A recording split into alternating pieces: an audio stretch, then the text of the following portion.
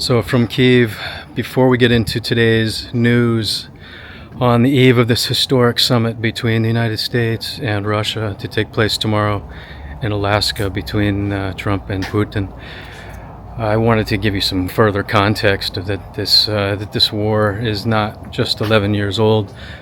The Russians have been doing this a very, very long time. This building here that I'll show you in a second was primary in a lot of Russia's atrocities from the 20th century, in which intellectuals, there was an entire generation of people that were wiped out. They are actually referred to as the executed Renaissance. When NKVD and its ugly stepchild, the KGB, would send officers into, well, this place here.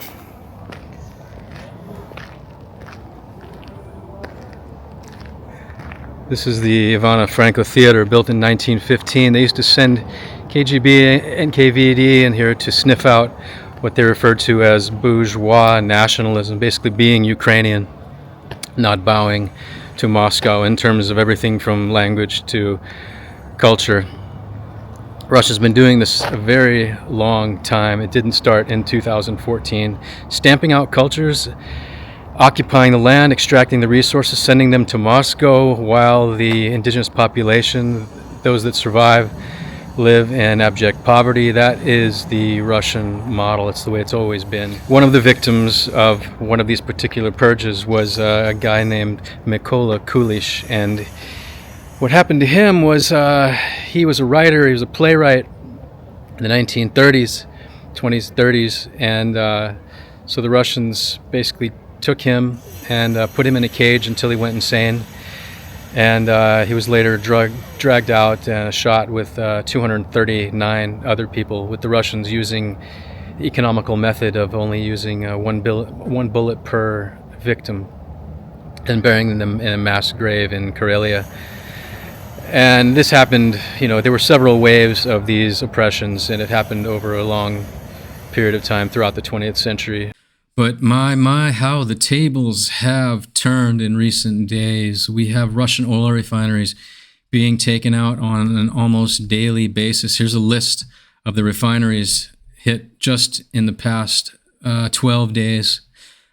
1, 2, 3, 4. This represents about 20% of Russia's overall refining capacity. Last night was no different. We had the Lukoil refinery in Russia's Volgograd region.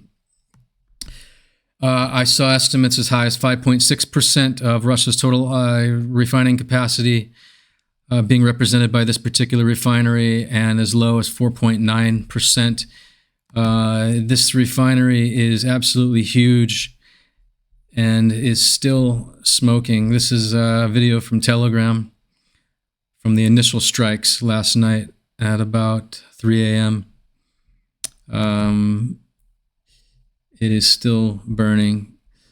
This is NASA firms data, satellite data confirming there's fire not just in one unit. Big hits. And this is hours and hours later. This is from about 2 hours ago. The refinery responsible for 5% of Russia's total online refining capacity is being completely destroyed. Fires expanding throughout the complex. This is about 2 hours ago. As you can see, things are not going well for the Russian oil industry. 20% of Russia's refining capacity targeted in the past 12 days, and I see no reason that it's going to slow down anytime soon.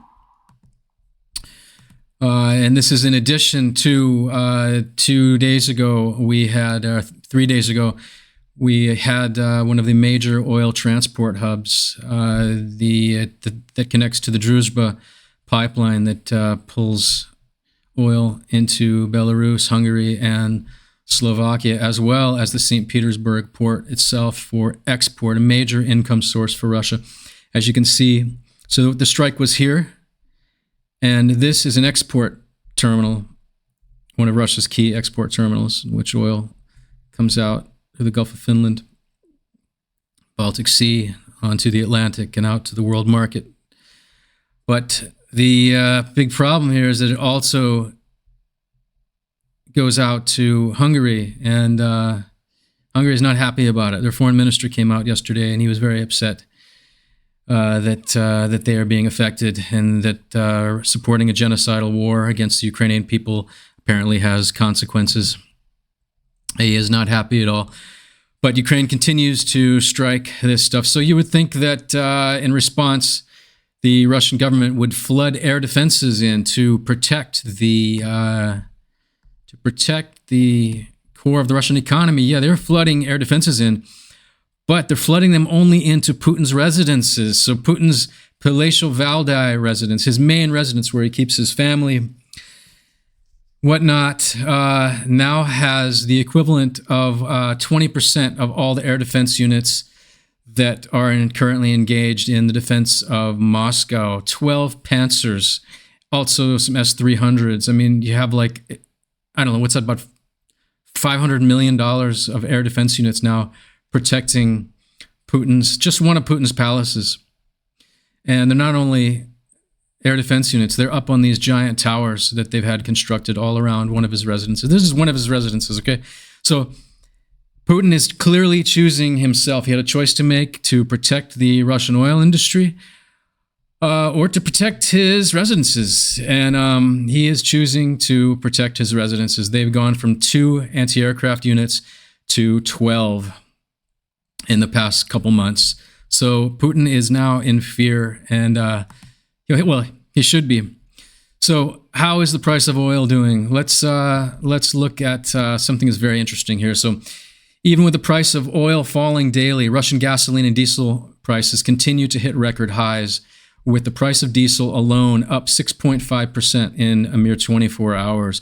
What's going on? So as you can see, gas prices in Russia are screaming upward. This is diesel right here, up 6.5% in a day. 92 benzene, gasoline up 2.5% to 2.65. 95 gas up 3 and a third. That's in one trading day. And it's very strange because the price of oil on the world market continues to collapse. This is just the past couple months, and it just keeps going down. Very interesting phenomenon. This is because they can no longer, they're losing their capacity to refine oil into gasoline. This is going to be a major problem for the Russian economy. It's getting worse every day. And so how does the Russian government respond? The Russian government responds today with some nonsense. Well, I mean, they banned gasoline exports about almost 2 weeks ago. Exactly 2 weeks ago, they banned the export of gasoline, and that did nothing to slow the price increases. So now the Russian government is issuing some nonsensical garbage to calm the population, to keep thoughts of pitchforks out of the heads of the population. And really, you look at this statement, I mean, well, the headline, it's basically a press release from the Russian Ministry of Energy saying that they will supply everyone will have gasoline and everything will be okay. Despite the high consumption season, the Russian market for petroleum products of all types and brands is fully supplied. Don't worry. Since the beginning of the year, production and shipments of gasoline to the domestic market consistently exceeded the figures for the same period last year. Right. This is 100% BS because, I could do a whole other show on the BS involved here because there's absolutely shortages in all regions of Russia. The farther you are from Moscow, the worse the situation is. But they're doing their best. They banned the export of gasoline, and now they're trying to calm the population. But in the past 14 days, they've lost 20% of their refining capacity. And tonight is another night. Tomorrow is another night.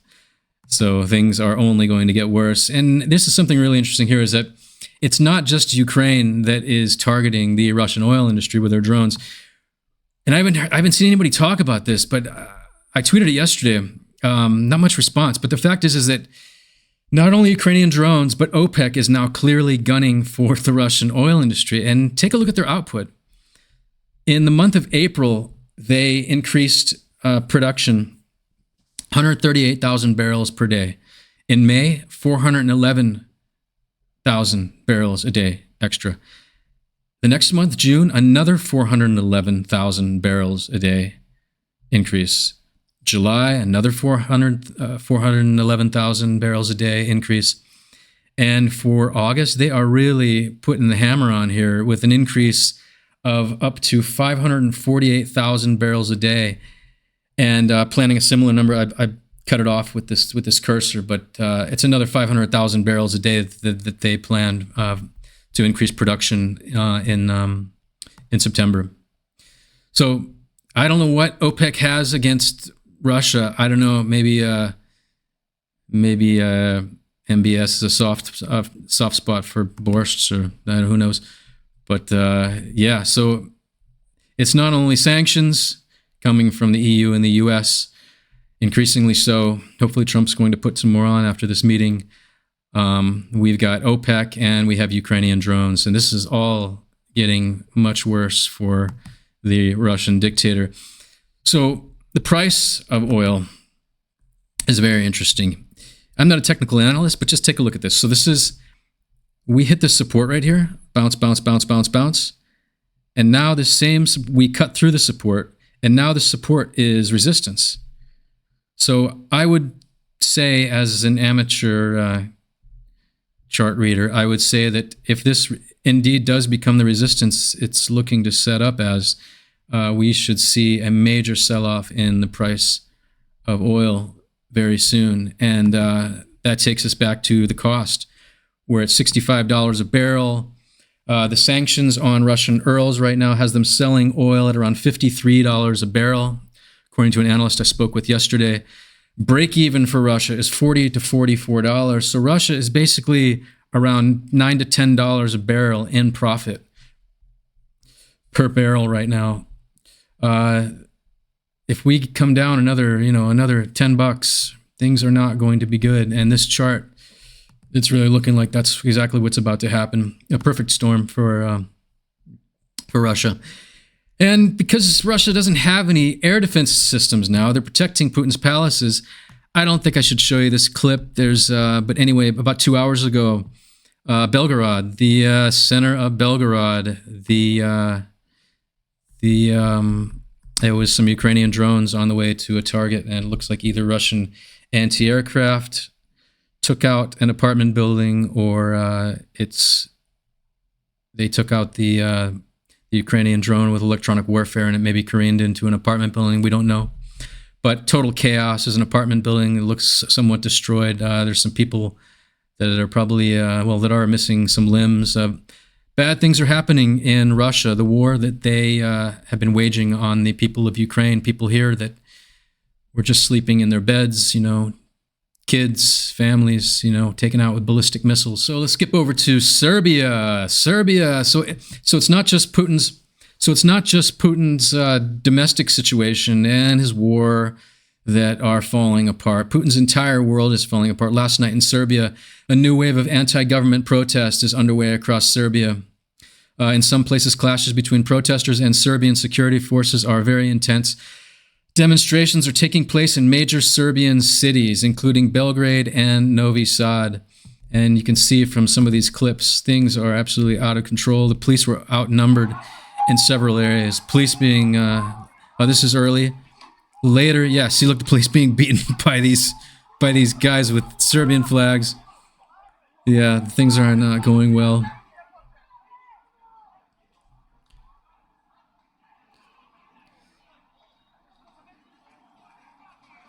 Police chasing people, people chasing police, guy on a bike. This is as much of a Russian ally as you can be. The guy that runs Serbia lately has come a little more over to the western side in trying to avoid sanctions and whatnot. But in the end, Serbia is historically a longtime ally. Here's some of the chaos that unfolded. There's more clips online where the police are surrounded and they're trying to Police are trying to escape as crowds descend upon them. Putin's whole world, things are not going very well. And now we could skip over to the Russian terrorism that continues to envelop the EU, really with no sort of consequences from the EU. We have yesterday news that Norway says that in April, hackers took control of the digital system of the Rissevatnet Dam in Bremanger. This is in Norway. For 4 hours, the valves were fully open, releasing nearly 500 liters per second before the breach was discovered and stopped. They now believe pro-Russian hackers were behind it. This is in addition to burning shopping malls, painting swastikas all over French cities, blowing up arms depots, blowing up buses in Czech Republic, setting fire to an IKEA, attempting to blow up commercial airliners, DHL airliners, en route to Canada.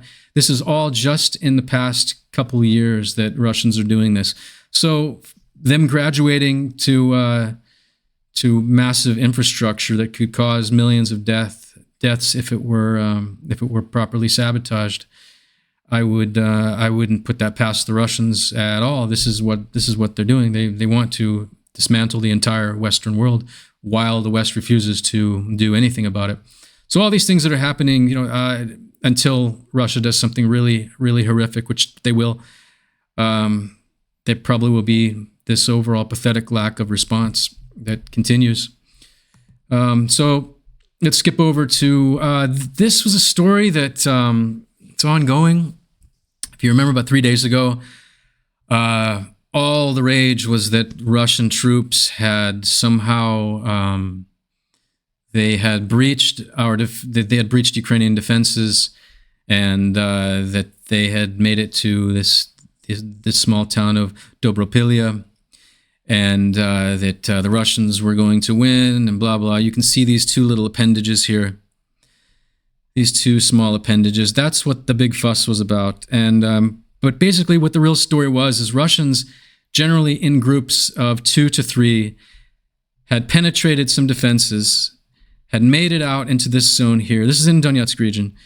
And so the whole West, Ukraine has failed. And of course, Russian troll farms were propping up all these posts. But yesterday, it came out that the Azov battalion, that is more than capable of handling things like this, not only killed many, many, many Russians. The losses were about 90%.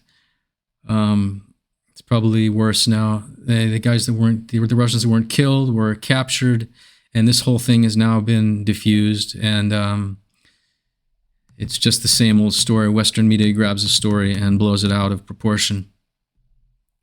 Anyway, Russia's big breakout has failed. With Ukrainian forces catching lots of Russians, ones that survived. And there's videos of the POWs we probably can't show here on YouTube, talking about how they were sent into battle without food. A lot of these guys haven't had food in days. They don't have water, and things are really bad. Speaking of water, let's look at a place that it's now been occupied, the future that Russia would like to have for Ukraine.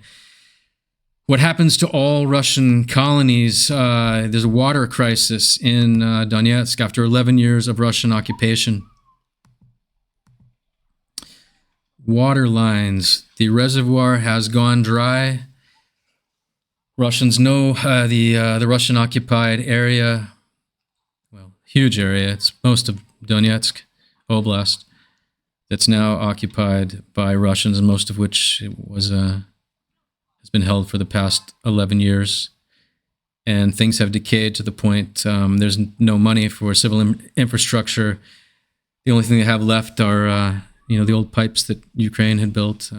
Now everything's decayed, because in the Russian world, money never sits anywhere. It's automatically stolen. That money then goes to French mansions and luxury flats in Knightsbridge and Chelsea. That's the Russian world for you. A future that Ukraine is in no way interested in. So that's the update, guys. Hope you like this new format. I'll try to get better at it. Okay, have a good one.